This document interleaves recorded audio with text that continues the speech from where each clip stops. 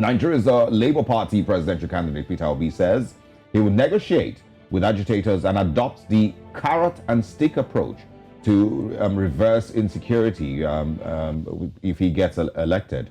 He stated this during a town hall meeting to discuss plans for the country, arguing that agitations are not new, but of course negotiations are very important. Now, speaking of fuel subsidies, which the present administration says would end on the 30th of June, the Labour Party flag bearer described the payment of subsidies on fuel as organized crime, maintaining that he would not allow it to stay a day longer if elected. Of course, there have been several conversations. They asked him how he would resolve some of the insecurity issues, and he's shared what his thoughts are. And this is not the first time we've heard him referring to, talking about how he feels, especially as regards conversations surrounding subsidy as well. But then at the end of the day, these are the information that is given to us by the parties, by the party flag bearers. It'll be interesting, to hear from the other party flag bearers as well, what their positions are on this. And then you take this information and do with it what you will. Yeah, I want to know what, the others, think. But unfortunately, they never show up, when it's time for town hall meetings or time for public speaking, to address Nigerians. They only, listen. They only show up, in situations that I feel or they feel the most comfortable.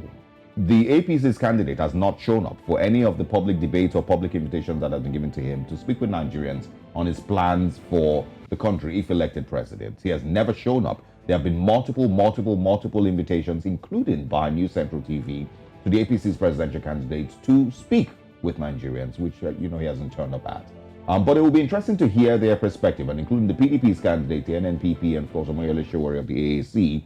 It will be interesting to hear their views with regards agitations across the country. Peter Obi from the Labour Party is, of course, who we're speaking about this morning, because in a town hall 2 days ago, he did say that dialogue would be one of the ways, a carrot and stick approach, that nobody who is agitating that cannot be spoken with, and his government will be willing to speak with every single agitator across the country, regardless of the size of their guns. I think that's what the way he put it.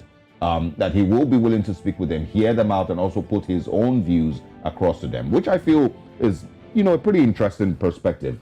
You cannot force your way, and you can't use security agencies every single time to kill agitations. It never goes away.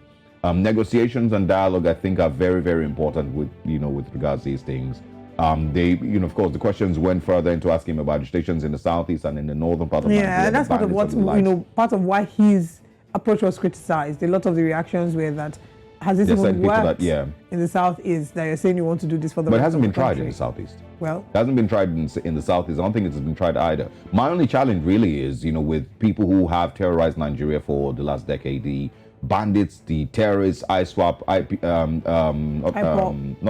I don't think it's not been known for long enough. I'm talking about people who have been Boko Haram, and ISWAP and the likes. Do you still dialogue with them? Is there a conversation to be had with these? They have tried terrorists? Dialogue with them several times. It's why they would say, the current administration had given them, I'm trying to remember the word, why they would say they would come and lay down their arms, and there would be repentance. But there's another word. I hope it comes to mind. Rehabilitation? But that's when it comes to mind. I'm sure it will come to mind before the end of the show. But basically, they've given them many chances, and even that was being criticized because they're saying these people have killed people. So you say to them, just come and drop your arms, and we're not going to do anything. You're giving them a chance at giving them a second life, giving them, rehabilitating them. But what does that do to the people who have lost their loved ones by the hands of these people? Yeah. So, yes, it's understandable, but then there are positives and then there are negatives.